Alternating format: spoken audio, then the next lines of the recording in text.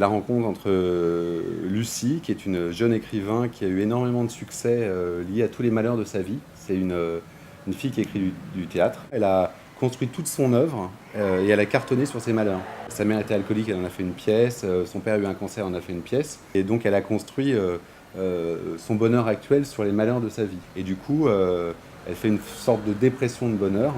C'est qu'elle n'a plus rien à raconter. Elle est complètement sur la brèche et elle va rencontrer complètement par hasard un nouveau voisin, un mec qui n'a rien à voir avec son univers, Stéphane de Groot, qui est un fiscaliste. Il va lui permettre de voir sa vie différemment et puis au fond elle va petit à petit tomber amoureuse de lui et ce faisant, sans forcément s'en rendre compte, devenir plus heureuse et au fond retrouver le goût d'écrire parce que tout d'un coup il se passe quelque chose dans sa vie.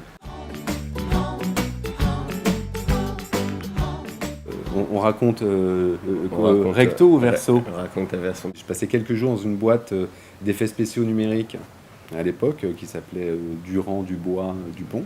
Il y avait des écrans de contrôle partout, donc ils passaient les pubs L'Oréal, les trucs toute la journée. Tout d'un coup, sur tous les écrans de contrôle, il y a eu un truc qui n'avait rien à voir. C'était du noir et blanc et c'était un jeune comédien que je connaissais sans le connaître, que je connaissais juste comme acteur, Olivier Citruc. Vous voyez, il était dans une baignoire, en train visiblement d'essayer de se suicider. C'était hyper cocasse d'avoir ces images. Je sentais que c'était assez marrant. J'ai remonté les couloirs de Dubois pour essayer de savoir ce que c'était.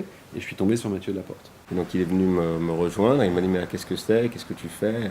Je lui ai dit écoute, j'attends un monteur et donc il y avait mes images défilaient sans que je puisse rien faire et donc on a commencé une conversation qui ne s'est pas arrêtée depuis 20 ans.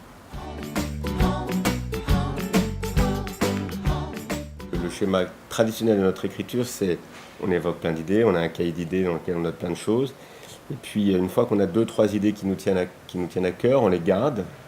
Et pendant un an, on n'y touche pas en fait. Et on essaie de nourrir par des lectures, par des réflections.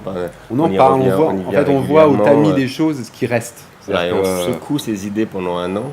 Et en général, au bout d'un an, sur ces 2-3 idées, il y en a une qui a résisté, qui a plus tenu que les autres, qui nous donne encore envie, alors que les deux autres, on a pu passer à autre chose. Et à ce moment-là, on se met à rentrer dans l'écriture proprement dite. On a ensuite une reconversation, on repasse à la moulinette ce qu'on écrit, on corrige, on rature, on reprend.